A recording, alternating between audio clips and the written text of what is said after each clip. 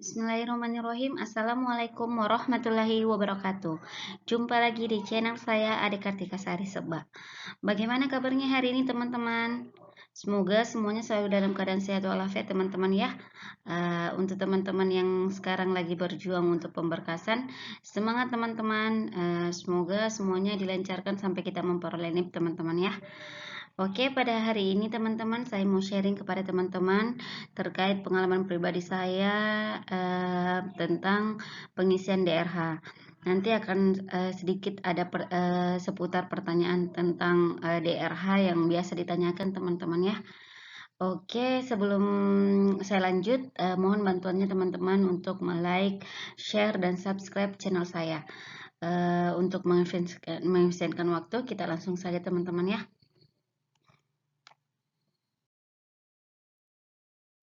Oke teman-teman, jadi saya mulai dari sini teman-teman ya. Jadi ini adalah website BKPSDM. Jadi ini khusus yang Bone teman-teman ya, karena kemarin saya daftar di Bone. Nah pada saat setelah ada pengumuman Paskasangga, di sini di website ini sudah dijelaskan semua teman-teman ya. Jadi infonya lengkap. Begitu juga mungkin di Pemkapnya teman-teman, pasti infonya juga sudah lengkap. Jadi ada hasil integrasi nilai SKD, kemudian ada daftar nama pembagian jadwal pemberkasan. Nah, untuk Pemkap masing-masing ini mungkin berbeda-beda teman-teman ya. Ada mungkin yang mengumpulkan pemberkasan dokumen fisik dan ada pula yang tidak. Tapi kalau di saya yang khususnya di Kabupaten Bone itu kita mengumpulkan dokumen fisik teman-teman. Jadi kita bagusnya karena mereka sudah menjadwalkan teman-teman ya. Kemudian ada lampiran 3 daftar nama pembagian jadwal pemeriksaan kesehatan dan pengambilan SKCK. Jadi semua sudah dijadwalkan teman-teman. Kalau ini khusus di Bone teman-teman ya, tapi sepertinya untuk semua Pemkap sepertinya seperti ini teman-teman ya. Nah, sudah ada jadwal pengambilan SKCK, kemudian sudah ada jadwal pemeriksaan kesehatan, kemudian ada petunjuk teknis pengisian daftar riwayat hidup yang bisa kita download. Kemudian juga sudah ada format yang mereka berikan ke kita ya, format surat lamaran, format pernyataan 5 poin, kemudian format surat pernyataan tidak mengajukan pindah yang bisa kita download di sini. Jadi untuk setiap daerah mungkin akan berbeda-beda formatnya teman-teman ya. Jadi pastikan bahwa teman-teman mengikuti format di daerahnya teman-teman. Jadi jangan mengikuti format di daerah orang lain ya. Nah, jadi teman-teman usahakan ikuti saja panitia panseldanya teman-teman. Oke, kita lanjut ya. Nah, ini kita lihat alur kelulusan SSC ASN. Jadi kalau teman-teman sudah lulus nanti kita login teman-teman ya. Jadi kalau kita login nanti kalau misalnya kita lulus, nah nanti kita akan melakukan pengisian DRH. Kemudian ada juga pilihan mengundurkan diri. Tapi ini tidak usah kita bahas ya. Yang kita bahas di sini adalah pengisian DRH. Jadi mudah-mudahan yang sudah lulus semuanya melakukan pengisian DRH ya, jangan sampai ada yang mengundurkan diri. Jadi kesempatan yang diberikan teman-teman jangan disia-siakan ya. Kemudian ini ya, jadi peserta yang lulus seleksi dan melanjutkan pemberkasan, jadi ada pilihan ya, kita klik ya, kemudian kita melakukan pengisian daftar riwayat hidup. Nah, yang nanti pada bagian atas teman-teman ya ada 6 pilihan. Jadi ada data perorangan. Jadi di sini ada 6 teman-teman ya.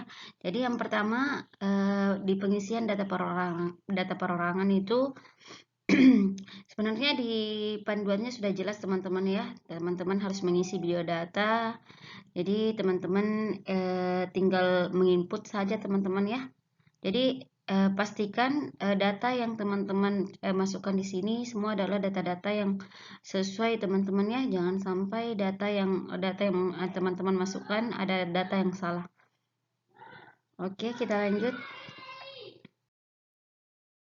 Nah, ini contoh pengisian data perorangan.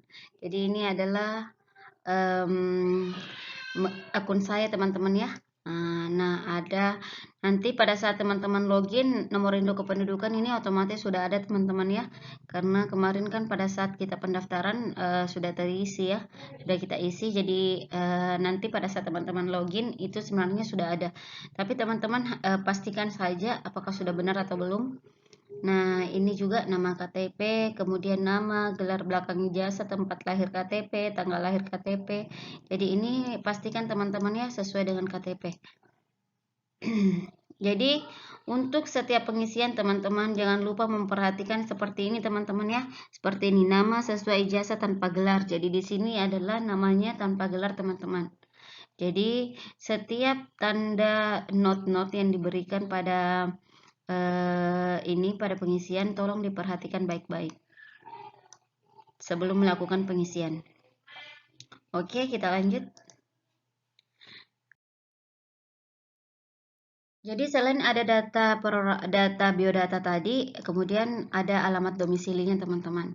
Jadi ada yang akan diisi ada provinsi, kabupaten, kecamatan, kelurahan, jalan. Jadi ini jalan yang biasa juga jadi pertanyaan karena misalnya kita tinggal di desa ya, biasanya tidak ada jalannya. Jadi yang kita masukkan adalah biasanya di sini nama dusun ya. Jadi nama dusun yang biasa kita masukkan. Kemudian alamat lengkapnya ini bisa dimasukkan nomor RT sampai RT RW-nya teman-teman ya. Kemudian jangan lupa kode posnya teman-teman. Kemudian tinggi badannya harus tahu teman-teman ya, karena ini teman-teman ya, jika ada tanda bintang warna merah artinya itu harus terisi teman-teman. Jadi kalau misalnya tidak terisi itu tidak bisa lanjut ke menu selanjutnya. Kemudian ini ada ciri khas, kemudian ada hobi. Ini hobi bisa pilihannya lebih dari satu teman-teman ya. Nah, teman-teman yang perlu diperhatikan juga untuk petunjuk pengisian teman-teman. Petunjuk pengisian. Jadi pada saat teman-teman melakukan pengisian, jangan lupa memperhatikan ini teman-teman, petunjuk pengisian. Nah, jangan sampai kita melakukan pengisian yang salah ya. Jadi di petunjuk pengisian itu mereka sudah menjelaskan apa-apa yang penting, yang harus, yang apa-apa yang penting dalam pengisian. Oke, selanjutnya kita lihat ini. Jadi langkah kedua, tadi langkah yang pertama teman-teman ya, data yang pertama tadi data perorangan ya. Kemudian langkah kedua yang harus dilakukan adalah pengisian riwayat pendidikan. Jadi pada saat teman-teman mengklik riwayat pendidikan, nanti di sini ada tambah pendidikan. Jadi nanti secara otomatis yang teman-teman ijazah teman-teman yang S1 itu otomatis sudah ada di sini teman-teman ya. Karena kemarin kan kita sudah isi pada saat pendaftaran, pada saat kita melamar kemarin. Nah, untuk selanjutnya jika teman-teman mau mengubah, ke teman-teman tinggal mengklik ubah. Jika tidak, teman-teman langsung saja tambah pendidikan. Ya, jadi apabila ingin mengubah data riwayat pendidikan, klik tombol ubah pada riwayat pendidikan yang ingin dihapus, kemudian silahkan ubah data. Setelah itu klik tombol simpan. Jadi teman-teman setelah mengubah jangan lupa klik tombol simpan teman-teman ya, supaya data yang sudah kita ubah itu akan berubah di sistem.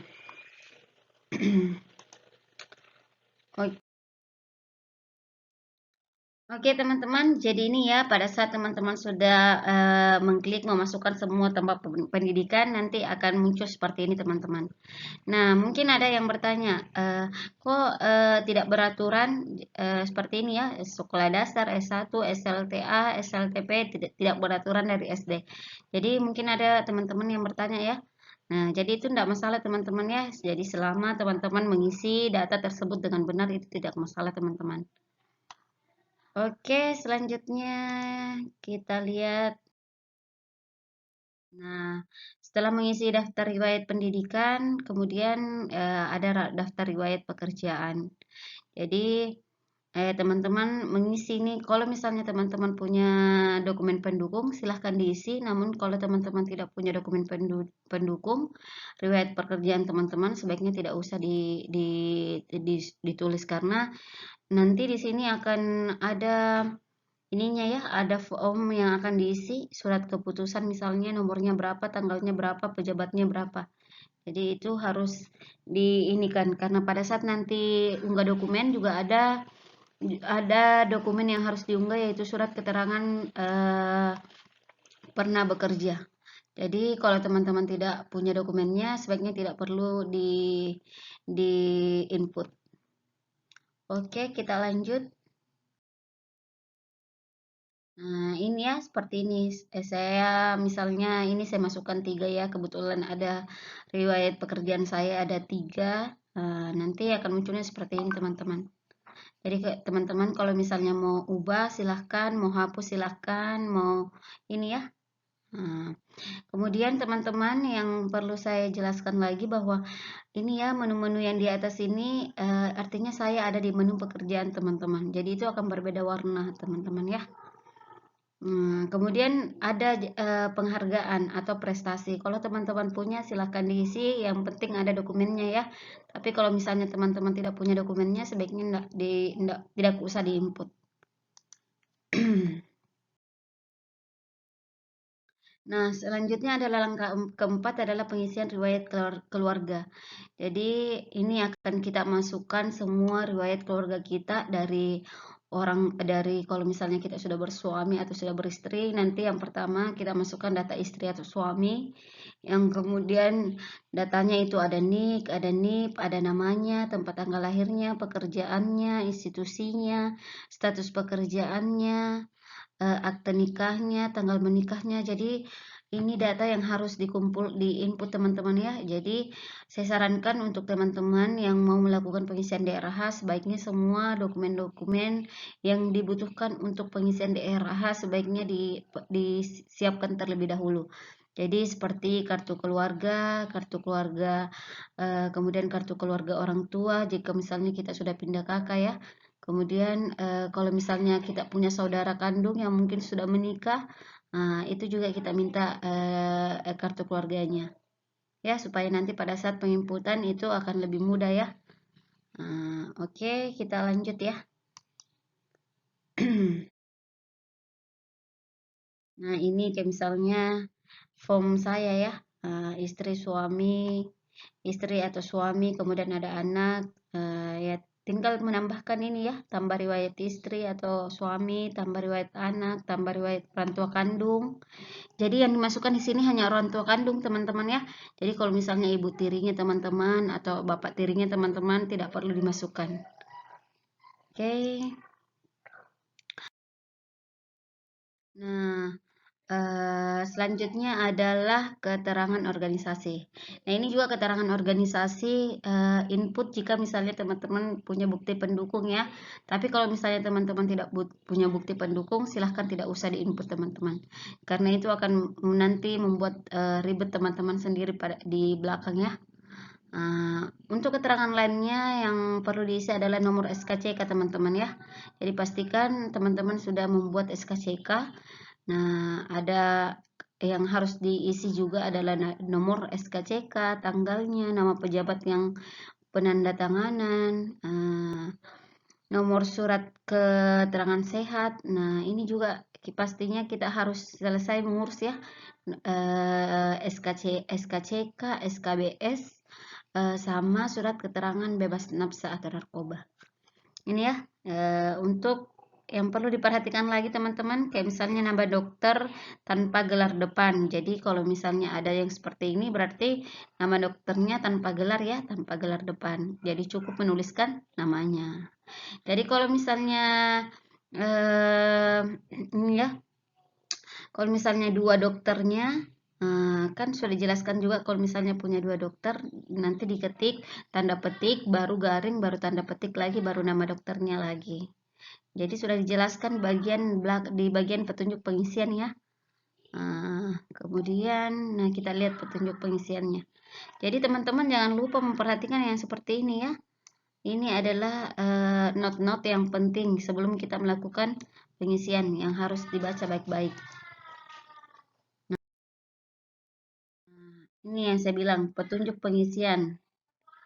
yang harus diperhatikan. Kayak misalnya bila Anda memiliki lebih dari satu surat keterangan, yaitu surat kesehatan, karena lebih dari satu teman-teman ya, karena kan ada surat keterangan jasmani dan surat keterangan rohani. Jadi kita punya dua dokumen. Nah, dia katakan jika dokumen tersebut dengan nomor yang berbeda, maka masukkan surat semua nomor surat dan dipisah dengan tanda petik 1 garing petik 1. Jadi hanya nomor surat, tidak perlu dijelaskan yang mana nomor surat jasmani, yang mana nomor surat rohani. Jadi yang perlu teman-teman masukkan dulu nomor surat jasmaninya, kemudian tanda petik 1 garing tanda petik 1, kemudian masukkan nomor surat rohaninya. Kemudian yang kedua, bila Anda memiliki lebih dari satu surat kesehatan dengan dokter yang berbeda, semua nama dokter tanda tanganan dan dipisah dengan tanda petik garing petik. Jadi hanya nama dokter tanpa gelar. Jadi kalau misalnya dua dokternya yang berbeda, jadi teman-teman tinggal menuliskan nama dokternya, kemudian tanda petik, garing, petik, kemudian dokter yang satunya siapa. Kemudian bila Anda memiliki lebih dari satu surat kesehatan dengan tanggal berbeda, maka masukkan tanggal pada surat kesehatan jasmani. Ya, sudah jelas teman-teman ya. Nah, setelah teman-teman melakukan pengisian, kemudian teman-teman tinggal masukkan captanya teman-teman ya. Jangan lupa, karena ini kalau misalnya teman-teman tidak klik captanya, itu tidak akan lanjut ya. Oke, kita lanjut. Nah, langkah keenamnya ini adalah langkah yang terakhir ya. Jadi ini langkah yang di sini. Dokumen. Jadi kita akan melakukan unggah dokumen. Jadi nanti langkah keenam adalah unggah dokumen. Di halaman ini peserta diwajibkan melakukan dua kali klik cetak DRH yang telah diisi dengan klik tombol cetak DRH perorangan dan cetak DRH riwayat. Dan karena nanti ini cetak DRH perorangan dan DRH riwayat ini akan kita akan kita upload juga ya. Ini file scan daftar riwayat hidup. Nah, nanti akan kita unggah juga. Nah, dan selain itu akan kita kumpul pada saat kita pemberkasan fisik. Jadi semua ini yang menu cetak data perorangan sama cetak daerah riwayat itu tinggal diklik, nanti akan tersimpan nih teman-teman ya, akan terunduh. Jadi setelah itu teman-teman tinggal mengunggah filenya. Jadi teman-teman harus menyiapkan semua file-file ini. Jadi datanya harus di-scan. Nah, scan-nya itu harus scan yang bagus teman-teman ya. Jadi kalau datanya sudah lengkap, teman-teman tinggal unggah, kemudian nanti akan muncul di sini statusnya apakah sudah 100%. Nanti akan muncul kalau sudah 100%, nanti statusnya berarti sudah diunggah. Ya. Nanti teman-teman jangan lupa untuk melihat datanya teman-teman ya, data yang teman-teman sudah input. Karena data yang teman-teman upload, jangan sampai data tersebut entah itu miring ataukah data tersebut bukan datanya teman-teman yang teman-teman unggah. Itu perlu kita verifikasi dulu apakah data kita yang kita input sudah benar atau belum dengan mengklik tombol lihat. Oke. Nah, seperti ini teman-teman ya. Nah, jadi kalau misalnya ini sudah warna hijau, berarti ini berarti kita sudah bisa melihat dokumennya ya. Berarti ini sudah diunggah teman-teman ya.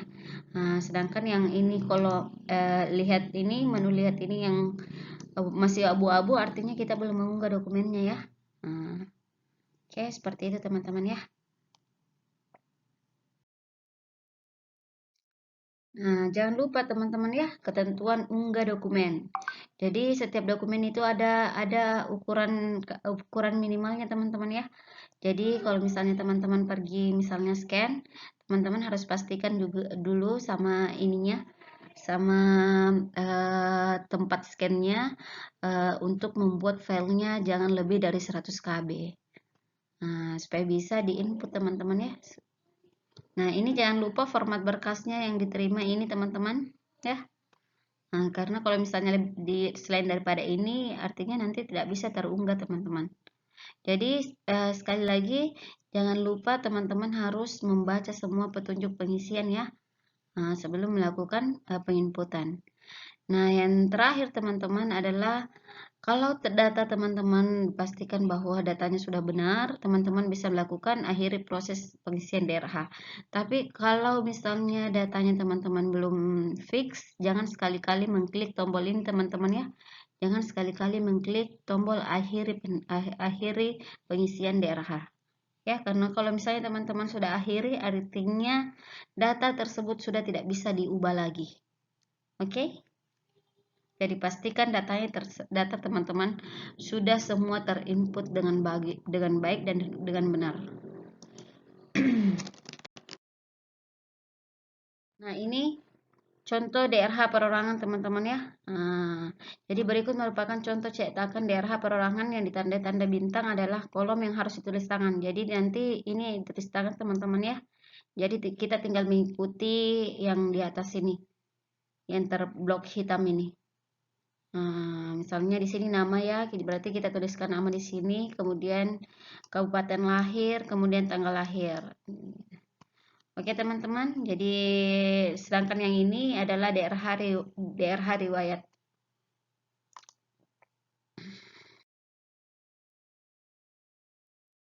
Nah, yang perlu diperhatikan teman-teman bahwa dokumen yang teman-teman scan tidak boleh ada watermarknya teman-teman.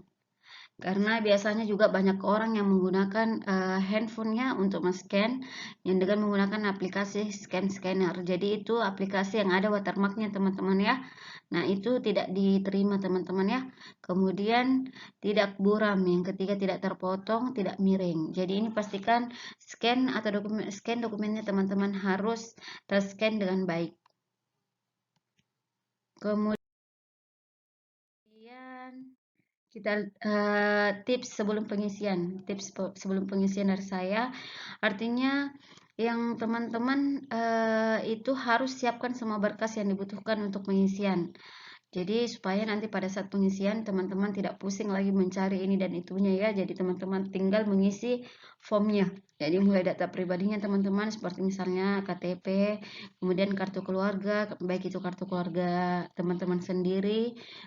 Jika misalnya teman-teman sudah menikah atau sudah pindah kakak ya, bisa dengan orang tua.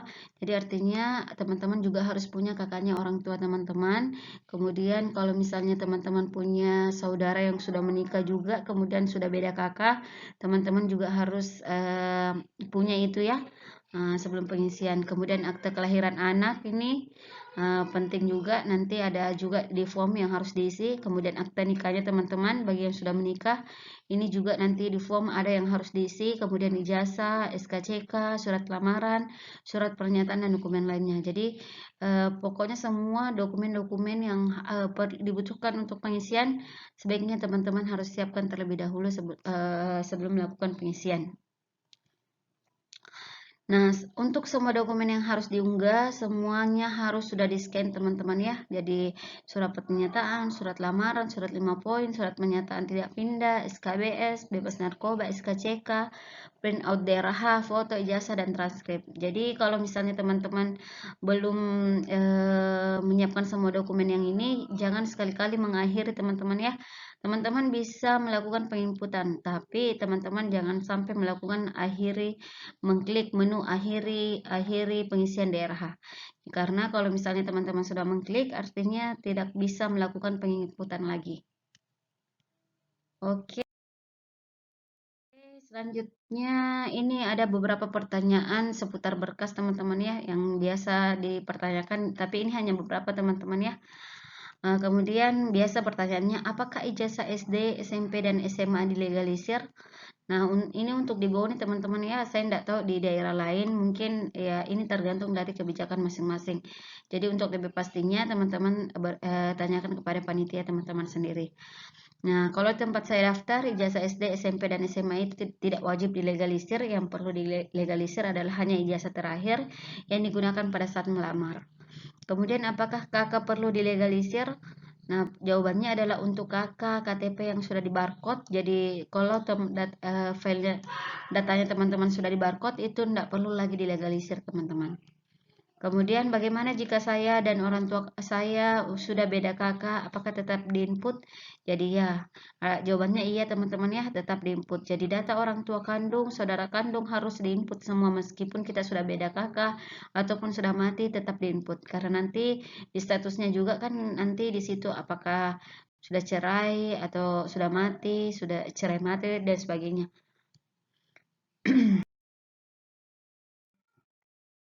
Selanjutnya, bagaimana jika orang tua kandung saya sudah bercerai? Jadi ya tetap diinput teman-teman ya. Jadi pokoknya mereka tetap orang tua kandung kita. Eh, jadi untuk ibu tirinya misalnya itu tidak perlu diisi ya. Jadi ini adalah yang pokoknya yang kandung-kandung saja. Kemudian bagaimana jika saya sudah bercerai? Apakah nama mertua saya tetap dituliskan? Iya, tetap dituliskan teman-teman ya. Nah, kemudian bagaimana dengan kakak saudara yang sudah pisah dari kakak orang tua? Apakah tetap kita input datanya lalu masukkan data kakak mereka masing-masing? Ya, tetap diinput teman-teman ya. Selama saudara kandung pokoknya input semua. Kemudian apakah pekerjaan dan riwayat organisasi harus diinput? Nah, silahkan diinput teman-teman ya jika teman-teman punya bukti pendukungnya. Tapi jika teman-teman tidak punya bukti pendukung, sebaiknya tidak usah diinput teman-teman. Karena itu akan menyulitkan teman-teman sendiri. Kemudian bagaimana dengan tempat pada surat pernyataan? Apakah harus sesuai KTP atau sesuai tempat domisili dan untuk tanggalnya bagaimana? Jadi jawabannya adalah sebaiknya sesuai KTP saja. Tapi sebenarnya sesuai domisili teman-teman juga itu tidak masalah. Sedangkan karena ini tidak terlalu krusial teman-teman ya. Sedangkan untuk tanggalnya ditulis pada saat pembuatan saja teman-teman ya. Pada saat pembuatan surat pernyataan. Kemudian terkait pejabat yang bertanda tangan yang dimasukkan yang mana, dekan atau rektor. Jadi ambil yang pejabat yang tertinggi teman-teman ya. Kemudian yang mana nomor pada SKCK. Jadi nomor pada SKCK itu yang berada pada di bawah judul teman-teman ya, yang ada kata Yanmas-Yanmasnya. Kemudian kenapa data riwayat pendidikan tidak beraturan dari SD sampai S1? Kayak seperti tadi saya yang sudah saya input mulai dari SLTP, SL. Jadi itu biasa tidak beraturan ya, tidak beraturan dari SD, SMP, SMA, tapi itu tidak masalah teman-teman ya. Jadi jawabannya iya, itu tidak masalah. Yang penting data yang teman-teman masukkan itu pastikan bahwa datanya sudah benar. Oke teman-teman, ternyata sudah habis. Terima kasih teman-teman ya. Semoga video ini bisa bermanfaat untuk teman-teman ya. Sebelum saya akhiri, mohon bantuannya teman-teman untuk like, comment, share, dan subscribe channel ini. Terima kasih teman-teman dan mohon maaf jika selama penyampaian ada yang kurang berkenan atau ada yang salah kata, mohon dimaafkan. Billahi taufiq wal hidayah. Wassalamualaikum warahmatullahi wabarakatuh.